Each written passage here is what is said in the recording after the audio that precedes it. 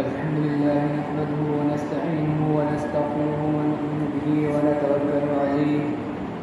ونعوذ بالله من شرور أنفسنا ومن سيئات أعمالنا من يهده الله فلا مضل له ومن يضلل فلا هادي له وأشهد أن لا إله إلا الله وحده لا شريك له وأشهد أن محمدا عبده ورسوله أما بعد فأعوذ بالله من الشيطان الرجيم بسم الله الرحمن الرحيم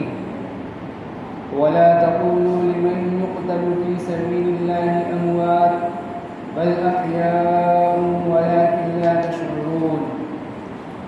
وقال النبي صلى الله عليه وسلم لو كان معي نبي لكان عمر أو كما قال عليه الصلاة والسلام. مرد جلال مرد ہنر بھیجنا پڑا، مرد جلال مرد ہنر بھیجنا پڑا، اونچے بدن پہ اونچا ہی سر بھیجنا پڑا، سب سے بڑے نبی کی حفاظت کے واسطے فولاد سے بھی سخت بشر بھیجنا پڑا. بڑھنے لگا تھا زور و جہالت کی فوج کا، روئے زمین پہ رب کو عمر بھیجنا پڑا. میرے محترم بزرگوں اور دوستو، ذی الحجہ کی آج 25 تاریخ ہے اور اسلامی یہ سال سن 1444 ہجری یہ ختم ہونے پر ہے اور چند دنوں کے بعد ہمارا اسلامی نیا سال شروع ہو جائے گا اور ہمارا اسلامی نیا سال محرم کے مہینے سے شروع ہوتا ہے اور محرم کے پہلی ہی تاریخ کو حضرت عمر رضی اللہ تعالی عنہ خلیفہ دوم حضرت عمر رضی اللہ تعالی عنہ کا شہادت کا واقعہ پیش آیا. اس لیے اسی مناسبت سے آپ حضرات کے سامنے مختصراً حضرت عمر رضی اللہ تعالی عنہ کے حالات اور ان کی شہادت کے واقعے کو بیان کرنے کی کوشش کروں گا. اللہ رب العزت سے دعا ہے کہ اللہ رب العزت صحیح بات کہنے کی توفیق عطا فرمائے. حضور پاک صلی اللہ علیہ وسلم نے جب نبوت کا اعلان کیا اور آپ صلی اللہ علیہ وسلم نے جب لوگوں کو توحید کی دعوت دینا شروع کی، ایک اللہ تعالیٰ کی عبادت کی دعوت دینا جب شروع کی تو تمام کے تمام لوگ آپ صلی اللہ علیہ وسلم کے دشمن ہو گئے. جو دوست سے وہ آپ کے دشمن بن گئے، جو اپنے تھے وہ پرائے ہو گئے. وہ لوگ جو کل تک آپ صلی اللہ علیہ وسلم کو صادق، امین اور اچھے القاب کے ساتھ پکارا کرتے تھے، وہ سب آپ صلی اللہ علیہ وسلم کو ساحر، کاہن، جادوگر ان الفاظ کے ساتھ پکارنے لگے اور مسلمانوں کی تعداد جو بہت ہی تھوڑی تعداد تھی، چند ہی لوگ اسلام کے اندر ابھی داخل ہوئے تھے اور مسلمان طاقت اور قوت کے اعتبار سے بہت کمزور تھے. کافروں کا، مشرکین کا مسلمانوں کے اوپر ظلم و ستم روز بروز بڑھتا جا رہا تھا، کم ہونے کا نام ہی نہیں لے رہا تھا. ایسے ماحول کے اندر، ایسے حالات کے اندر، ایسے وقت میں حضور پاک صلی اللہ علیہ وسلم اللہ رب العزت کی بارگاہ میں اپنے ہاتھ کو پھیلاتے ہیں، اپنے دامن کو دراز کرتے ہیں اور اللہ رب العزت سے ایک دعا مانگتے ہیں اور دعا کے اندر اللہ رب العزت سے ایک چیز کا سوال کرتے ہیں، ایک چیز مانگتے ہیں۔ اللہ رب العزت سے آپ صلی اللہ علیہ وسلم دعا کرتے ہیں، اللہم اعز الاسلام باحد الرجلین اما عمرو بن ہشام اما عمر بن خطاب، کہ اے اللہ اسلام کو عمرو بن ہشام یعنی ابو جہل یا عمر بن خطاب رضی اللہ تعالیٰ عنہ، ان دونوں میں سے کسی کے ایک کے ذریعے سے اسلام کو عزت عطا فرما۔ حضور پاک صلی اللہ علیہ وسلم اللہ تعالیٰ کی بارگاہ میں یہ دعا کرتے ہیں، اللہ تعالیٰ آپ صلی اللہ علیہ وسلم کی اس دعا کو قبول فرماتے ہیں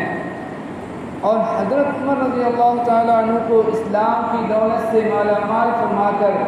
آپ صلی اللہ علیہ وسلم کے دامن سے وابستہ فرما دیتے ہیں۔ حضرت عمر رضی اللہ تعالیٰ عنہ جب سے اسلام لے کر آئے اس وقت سے لے کر آپ کی وفات تک اسلام کو جو عزت ملی، اسلام کو جو عظمت ملی، اسلام کو جو رفعت اور بلندی جو عزت ملی ہے، وہ اس کی نظیر قیامت تک نہیں پیش کی جا سکتی۔ اللہ تعالیٰ نے حضرت عمر رضی اللہ تعالیٰ عنہ کے ذریعے سے اسلام کو اور مسلمانوں کو بہت زیادہ عزت اور رفعت اور بلندی عظمت عطا فرمائی۔ حضرت عمر رضی اللہ تعالیٰ عنہ جب اسلام لے کر آتے ہیں، اسلام لانے کے بعد آپ صلی اللہ علیہ وسلم سے پوچھتے ہیں، یا رسول اللہ کیا ہم حق پر نہیں ہیں؟ حضور پاک صلی اللہ علیہ وسلم فرماتے ہیں کہ ہم حق پر ہیں۔ حضرت عمر رضی اللہ تعالیٰ عنہ کہتے ہیں، یا رسول اللہ جب ہم حق پر ہیں تو ہم چھپ کر کیوں عبادت کرتے ہیں؟ ہم بھی کھل کر عبادت کریں گے، کھلم کھلا عبادت کریں گے۔ حضرت عمر رضی اللہ تعالیٰ عنہ کے اسلام لانے سے پہلے مسلمان جو چھپ کر عبادت کیا کرتے تھے کہ کوئی مشرک، کوئی کافر مسلمانوں کو تکلیف نہ پہنچائے، اس لیے کہ مسلمانوں کی تعداد بہت تھوڑی تھی۔ لیکن جب حضرت عمر رضی اللہ تعالیٰ عنہ اسلام لے کر آئے تو مسلمان جو کعبۃ اللہ کے اندر کھلم کھلا عبادت کرنے لگے، نماز کھلم کھلا پڑھنے لگے، تو اللہ تعالیٰ نے حضرت عمر رضی اللہ تعالیٰ عنہ کے ذریعے سے اسلام کو وہ عزت عطا فرمائی کہ رہتی دنیا تک اس کی مثال جو نہیں مل سکتی۔ حضور پاک صلی اللہ علیہ وسلم کے بعد جب حضرت ابو بکر رضی اللہ تعالیٰ عنہ خلیفہ بنے، اول خلیفہ بنے، پھر اس کے بعد حضرت ابو بکر رضی اللہ تعالیٰ عنہ کے بعد دوسرے خلیفہ حضرت عمر رضی اللہ تعالیٰ عنہ بنے، تو آپ کے خلیفہ بننے کے بعد فتوحات کا اللہ تعالیٰ نے ایک دروازہ کھول دیا تھا، جس طرف بھی مسلمان چلے جاتے تھے وہ علاقے فتح ہوتے چلے جاتے تھے۔ حضرت عمر رضی اللہ تعالیٰ عنہ جب اس دنیا سے رخصت ہوئے تو مسلمانوں کی جو حکومت تھی وہ 22 لاکھ مربع میل کے اوپر مسلمانوں کی حکومت تھی۔ کہا جاتا ہے کہ تقریباً آدھی دنیا کے اوپر مسلمانوں کی حکومت تھی، 22 لاکھ مربع میل کے اوپر مسلمانوں کی حکومت تھی۔ حضور پاک صلی اللہ علیہ وسلم پر جب یہ آیت نازل ہوئی الف لام میم غلبت الروم، کہ روم کے اوپر مسلمانوں کا غلبہ ہوگا، مسلمان جو روم کو فتح کریں گے، روم پر مسلمانوں کی حکومت ہوگی، روم مسلمانوں کے قبضے کے اندر ہوگا۔ جب یہ آیت حضور پاک صلی اللہ علیہ وسلم پر نازل ہوئی، یہ آیت آپ صلی اللہ علیہ وسلم پر اتری، تو اس وقت کے جو مشرکین تھے، جو کفار تھے، جو یہودی اور عیسائی تھے، وہ ہنسا کرتے تھے کہ کہاں یہ لوگ جن کے پاس کھانے کو صحیح سے غذا موجود نہیں، جن کے پاس پہننے کے لیے صحیح سے کپڑے موجود نہیں، جن کے پاس رہنے کے لیے صحیح سے مکان موجود نہیں، جن کے پاس جو پیروں کے اندر صحیح سے جوتے اور چپل نہیں، اور یہ اس وقت کی سپر پاور طاقت روم کو فتح کرنے کو کہہ رہے ہیں۔ اس وقت یہ مشرکین، یہ کفار، یہ یہودی اور عیسائی یہ کیا کرتے تھے؟ یہ ہنسا کرتے تھے۔ لیکن جب حضرت عمر رضی اللہ تعالیٰ عنہ کا زمانہ آیا تو اس وقت کی جو سپر پاور طاقتیں کہلاتی تھی روم اور ایران، اللہ تعالیٰ نے ان دونوں کو حضرت عمر رضی اللہ تعالیٰ عنہ کے ذریعے فتح کروایا۔ اور روم اور ایران جو اس وقت کی سپر پاور طاقتیں سمجھی جاتی تھی، حضرت عمر رضی اللہ تعالیٰ عنہ کے زمانے میں وہ جو فتح ہوئی، اور قیصر اور کسریٰ جو بادشاہ ہوتے تھے روم اور ایران کے، اللہ تعالیٰ نے ان کے غرور کو اور تکبر کو خاک کے اندر، مٹی کے اندر ملا دیا۔ حضرت عمر رضی اللہ تعالیٰ عنہ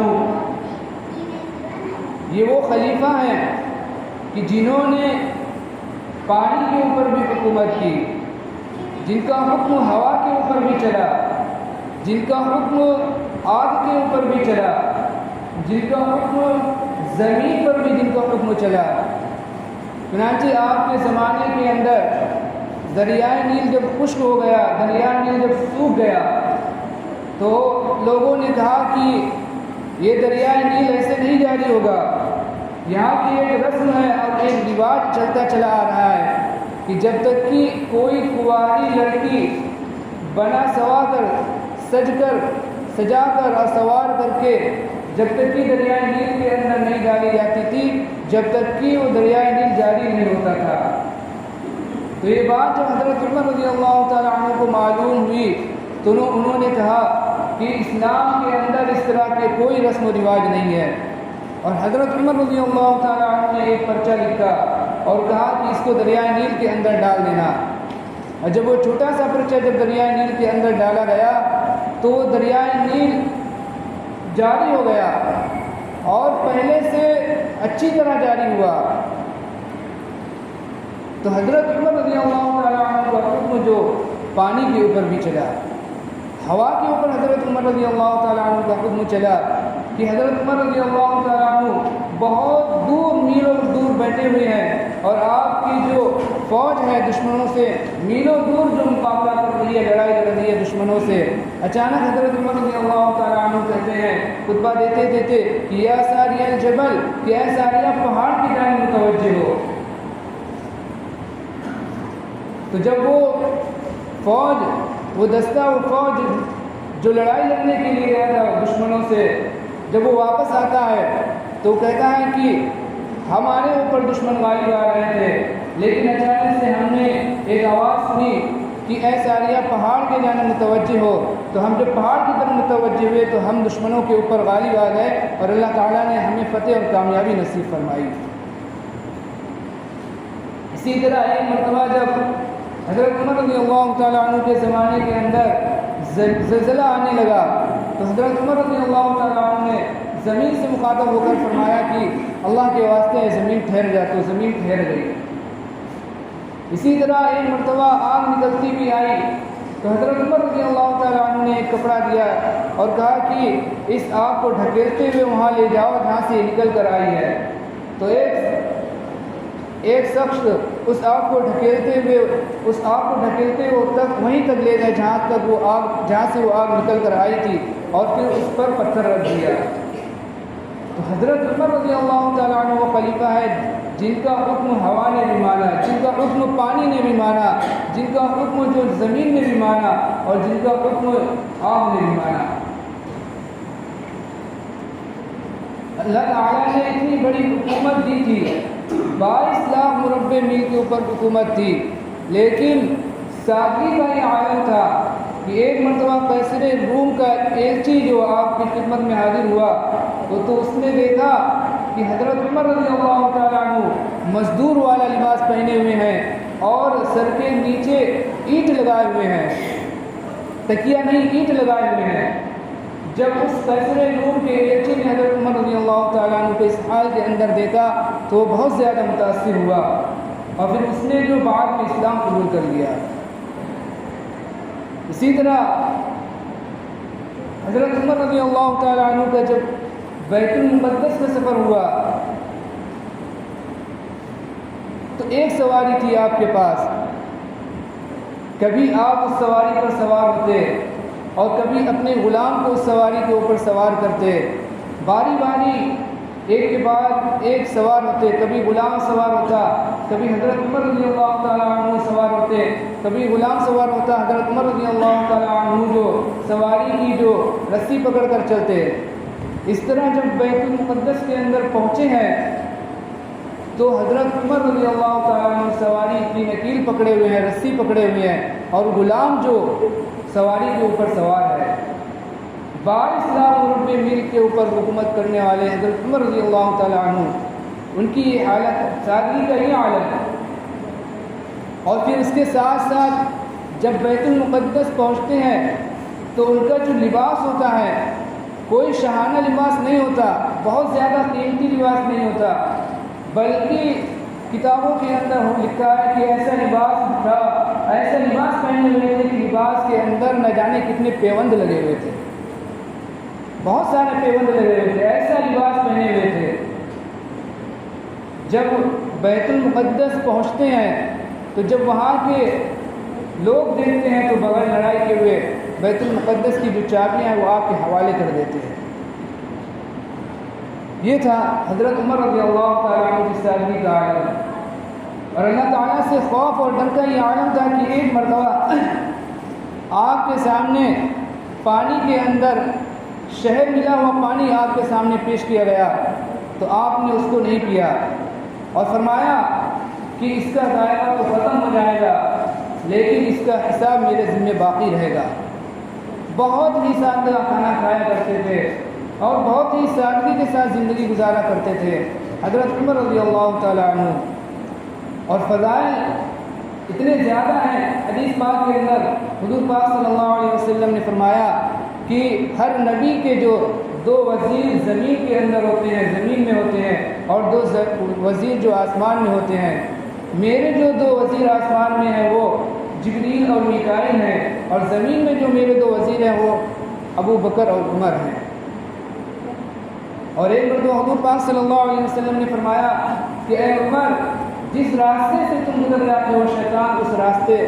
اس راستے پر نہیں آتا، شیطان وہ راستہ چھوڑ دیتا ہے۔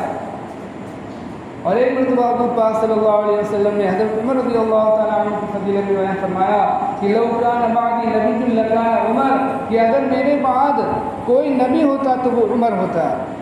یعنی نبوت کی ساری صفات، ساری خوبیاں حضرت عمر رضی اللہ تعالیٰ عنہ کے اندر پائی جاتی تھی، لیکن چونکہ اللہ تعالیٰ نے آپ صلی اللہ علیہ وسلم کے اوپر نبوت اور رسالت کا سلسلہ ختم فرما دیا تھا،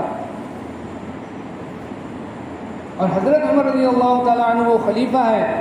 کہ بارہا حضرت عمر رضی اللہ تعالیٰ عنہ نے کوئی ارادہ کیا کہ فلاں کام ایسا ہونا چاہیے، فلاں کام ایسا ہونا چاہیے، اللہ رب العزت نے ان کے اس ارادے کو قرآن مجید میں نازل فرما دیا، آیت بنا کر ان کے اس ارادے کو قرآن مجید کا جز بنا دیا۔ بہت ساری ایسی باتیں ہیں۔ تو یہ حضرت عمر رضی اللہ تعالیٰ عنہ ہے، ان کے بہت زیادہ فضائل ہیں۔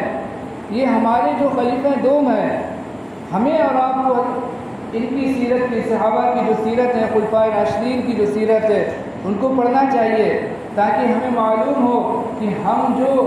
کن لوگوں کے ماننے والے ہیں، کن لوگوں کی اتباع کرنے والے ہیں، اور ان لوگوں نے دین کے خاطر اور ہم تک دین پہنچانے کے خاطر کیا کیا مصیبتیں برداشت کی، کیا کیا تکلیفیں برداشت کی۔ کسی شاعر نے حضرت عمر رضی اللہ تعالیٰ عنہ کے بارے میں کہا ہے کہ آقا عمر، مرشد عمر، مولا عمر، رہبر عمر، اعلیٰ عمر، اولا عمر، برتر عمر باعلیٰ عمر، ذات نبی پاک پر سوجان سے شیدا عمر، ایمان میں ایمان میں احسان میں یکتا عمر، ما بعد ختم المرسلی کوئی نبی آنا نہیں، یہ سلسلہ چلتا اگر تو ایک نبی ہوتا عمر۔ وقت ہو گیا ہے، اللہ تعالیٰ سے دعا کریں کہ اللہ تعالیٰ ہم سب کو شریعت و سنت پر اور صحابہ کے نقش قدم پر صحیح طور پر چلنے کی توفیق عطا فرمائے۔ اللہ تعالیٰ سب کو پہلے صبح سے کر عمل کرنے کی توفیق عطا فرمائے۔ آمین۔